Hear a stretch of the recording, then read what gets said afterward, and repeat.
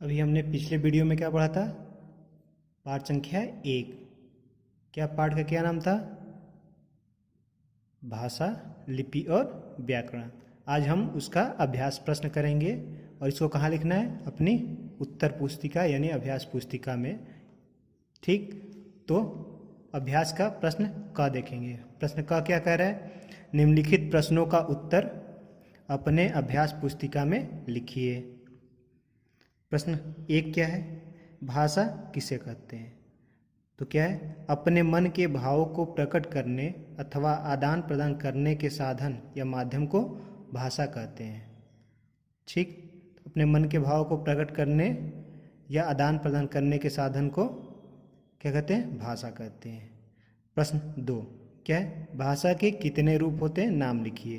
तो भाषा कितने रूप होते हैं? भाषा के 3 रूप होते हैं। कौन कौन से? मौखिक रूप, लिखित रूप और सांकेतिक रूप। प्रश्न संख्या 3 क्या है? मौखिक भाषा से आप क्या समझते हैं? तो मौखिक भाषा क्या होती है? भाषा का वह रूप जिसके द्वारा अपने मन के भावों एवं विचारों को मुख से बोलकर प्रकट करते हैं, मौखिक भाषा कहलाती है। प्रश्न संख्या 4। प्रश्न संख्या 4 क्या है? लिखित भाषा को से आप क्या समझते हैं? तो इसका उत्तर क्या है? भाषा का लिखित रूप जिसके द्वारा अपने विचारों और भावों को लिखकर बताते हैं, लिखित भाषा कहलाती है। क्या है? भाषा का लिखित रूप जिसके द्वारा अपने विचारों और भावों को क्या है? भावों को लिखकर बताते हैं, लिखित भाषा कहलाती है। अब प्रश्न संख्या 5। प्रश्न संख्या 5 क्या है? देखेंगे। प्रश्न संख्या 5 है, हमारे देश की राष्ट्रभाषा का क्या नाम है? हमारे देश की राष्ट्रभाषा का नाम हिंदी है। ठीक। प्रश्न संख्या 6 क्या है? हिंदी भाषा की लिपि का नाम क्या है? तो हिंदी भाषा की लिपि का नाम देवनागरी है। ठीक, देवनागरी लिपि है। प्रश्न संख्या 7 क्या है? ऐसी 2 भाषाओं के नाम लिखें जिनकी लिपि देवनागरी है। तो ऐसी कौन कौन सी भाषाएं होती है? 2। कौन कौन सी? हिंदी और संस्कृत, जिसकी लिपि देवनागरी है। तो क्या उत्तर क्या है? हिंदी तथा संस्कृत दोनों भाषाओं की लिपि देवनागरी है। प्रश्न संख्या 8 देखेंगे। क्या है प्रश्न? मौखिक शब्द किस शब्द का विशेषण रूप है अथवा मौखिक शब्द किस शब्द से बना है? तो मौखिक शब्द किससे बना है? मुख शब्द से। तो मौखिक शब्द मुख शब्द का विशेषण है अथवा मौखिक शब्द मुख शब्द से बना है। ठीक।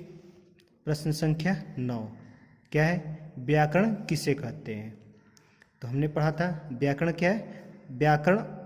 व्याकरण उस शास्त्र को कहते हैं जो हमें किसी भाषा को शुद्ध रूप से बोलना, पढ़ना तथा लिखना सिखाता है। क्या है? व्याकरण उस शास्त्र को कहते हैं जो हमें किसी भाषा को शुद्ध रूप से बोलना, पढ़ना तथा लिखना सिखाता है।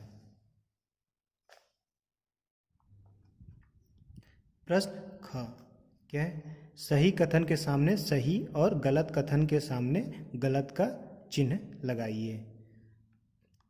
1 क्या है? टेलीफोन पर बात करना भाषा का मौखिक रूप होता है। तो मौखिक रूप क्या होता है? जो हम मुख से बोलते हैं, और टेलीफोन पे क्या करते हैं? हम मुख से बोलकर अपने विचार प्रकट करते हैं। तो ये क्या हो जाएगा? ये कथन सही हो जाएगा। दूसरा क्या है? पुस्तकों में प्रयोग की गई भाषा को मौखिक भाषा कहते हैं। ये सही है? नहीं, क्योंकि पुस्तकों में जो भाषा कही गई है वो क्या है या प्रयोग की गई है वो क्या है? लिखित भाषा है। तो ये कथन गलत है। 3 क्या है? शब्दों को एक निश्चित क्रम से लिखने पर ही वाक्य बनते हैं। ये क्या है? सही है, क्योंकि वाक्य कब बनते हैं? जब हम शब्दों को सही क्रम से लिखते हैं जिससे कि उनका एक सार्थक अर्थ बने। तो क्या हो जाएगा? ये कथन सही हो जाएगा। चौथा क्या है? 4 मन के भाव संकेत मन के भाव संकेतों से प्रकट नहीं किए जा सकते हैं। ये सही है। मन के भाव संकेतों के द्वारा प्रकट किए जा सकते हैं, क्योंकि भाषा का एक रूप भी होता है, कौन सा? सांकेतिक भाषा।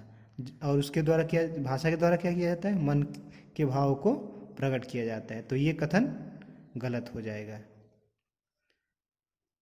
5 क्या है? संसार की प्रत्येक भाषा का अपना व्याकरण होता है। ये कथन सही है, क्योंकि व्याकरण के द्वारा हम किसी भी भाषा को शुद्ध रूप से बोलना, लिखना और पढ़ना सीखते हैं, जबकि सभी भाषा का अपना अपना व्याकरण होता है। जैसे अभी हम हिंदी व्याकरण पढ़ रहे हैं, फिर क्या पढ़ेंगे? इंग्लिश ग्रामर भी पढ़ते हैं। तो इंग्लिश ग्रामर क्या है? अंग्रेजी भाषा का व्याकरण है। ठीक, तो ये कथन सही हो जाएगा। अब देखेंगे ग, अभ्यास का ग क्या है? शब्दों का वाक्यों में प्रयोग कीजिए। तो इनका क्या करना है? इस प्रश्न को हमें अपने स्वयं करना है, अपने घर में बड़ों की सहायता से या फिर पुस्तक की सहायता से। जैसे क्या है, हम बता रहे हैं, पहला क्या है? भाषा। तो भाषा क्या है? तो भाषा शब्द का एक वाक्य में प्रयोग करना है, यानी कि भाषा का प्रयोग करके एक वाक्य बनाना है। तो हम क्या कर सकते हैं? भाषा का प्रयोग कैसे कर सकते हैं? इसका वाक्य हमें लिख सकते हैं कि हम हिंदी भाषा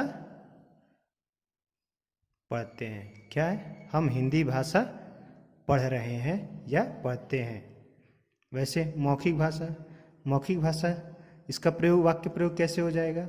इसका हम वाक्य बनाएंगे, क्या हो सकता है? मौखिक भाषा बोलकर प्रकट की जाती है या मुख से प्रकट की जाती है। तो ये ऐसे इस प्रकार से हम इन शब्दों का वाक्य में प्रयोग करेंगे, जिन्हें हमें स्वयं करना है। अब हम देखेंगे अगला प्रश्न क्या है? घ क्या है? निम्नलिखित वाक्यों में रिक्त स्थानों की पूर्ति कीजिए। इसमें एक क्या है? हमारे देश के अलग अलग राज्यों में भाषाएं बोली जाती है।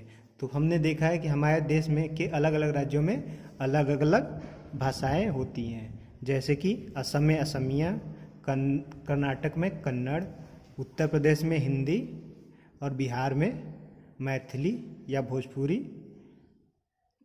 वैसे ही इसी प्रकार से हम क्या हो, पंजाब में पंजाबी।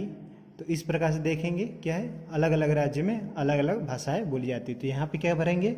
अलग अलग राज्य में अलग अलग भाषाएं बोली जाती हैं। ठीक। दूसरा इसमें क्या है? हमारे मन के भाव को प्रकट करती है। हमारे मन के भाव को कौन प्रकट करता है? तो क्या होगा यहाँ पे? भाषा हमारे मन के भाव को प्रकट करती है। तो यहाँ पे क्या भरेंगे? भाषा। 3 क्या है? हिंदी लिपि में लिखी जाती है। हिंदी किस लिपि में लिखी जाती है?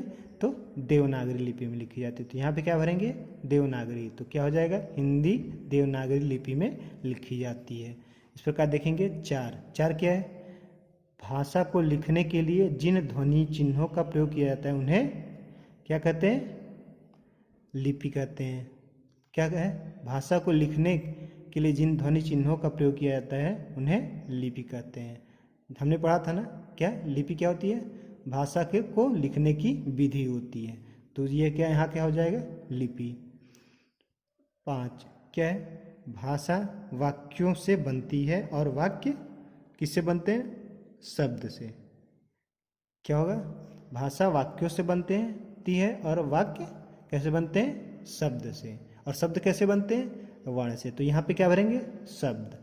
क्या हो जाएगा? शब्द। अब अगला प्रश्न देखेंगे अंग क्या है? सही विकल्प चुनिए। इसमें क्या करना है? 4 विकल्प दिए हैं हमको, ये प्रश्न पढ़ना है और उसके कौन सा विकल्प सही है उसको सामने सही कर चिन्ह लगाना है। पहला क्या है? 1 भाषा कितने प्रकार की होती है? तो भाषा कितने प्रकार की होती है? ये 3 प्रकार की होती है। ठीक। कौन से? मौखिक, लिखित और सांकेतिक। तो ये कौन सा सही हो जाएगा? 3। दूसरा क्या है, लिखी हुई भाषा का रूप बताओ। लिखी हुई भाषा को क्या कहते हैं? जब लिखित हुई भाषा किस रूप में होती है? लिखित रूप में।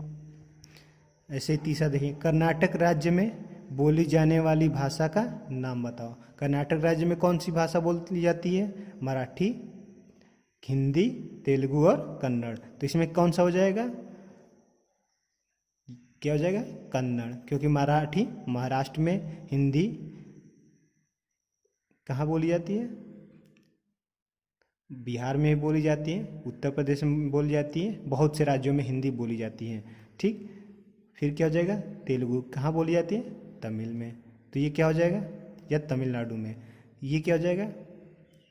कन्नड़ कर्नाटक में। तो ये सही क्या हो जाएगा? कन्नड़। चौथा क्या है, वह कौन सा शास्त्र है जिससे हम शुद्ध भाषा बोलना सीखते हैं? तो ये हमें पता होगा क्या है? लिपि, भाषा, रामायण या व्याकरण। तो यहाँ देखेंगे लिपि शास्त्र है, नहीं है। भाषा भी शास्त्र नहीं है। शास्त्र क्या है? रामायण है और व्याकरण है। तो हम भाषा हमें कौन शुद्ध रूप से बोलना कौन सिखाता है? व्याकरण। रामायण हमें नहीं सिखाता। ठीक, तो यहाँ क्या हो जाएगा? भाषा को शुद्ध रूप से बोलना और लिखना पढ़ना किससे सीखते हैं? व्याकरण। तो यहाँ सही हो जाएगा व्याकरण। इस प्रकार देखेंगे पांचवा क्या है, उर्दू भाषा की लिपि का क्या नाम है? तो उर्दू भाषा किस लिपि में लिखी जाती है? फारसी, देवनागरी, गुरुमुखी, रोमन। तो यहाँ पे क्या हो जाएगा? हमने पढ़ा था फारसी। क्या हो जाएगा? फारसी। देवनागरी होगी नहीं, क्योंकि देवनागरी की हिंदी संस्कृत है, रोमन क्या है? अंग्रेजी है, और गुरुमुखी का भाषा कौन सा है? पंजाबी। तो यहाँ पे क्या हो जाएगा सही? फारसी। अब देखेंगे 6 क्या है, भाषा के चिन्हों को क्या कहते हैं? तो अभी हमने क्या पढ़ा था पहले? भाषा के चिन्हों को क्या कहते हैं? क्या वर्णमाला कहते हैं, लिपि कहते हैं, अयोगवाह कहते हैं, या चिन्ह कहते हैं? तो क्या हो जाएगा सही? लिपि। भाषा के चिन्हों को क्या कहते हैं? लिपि कहते हैं।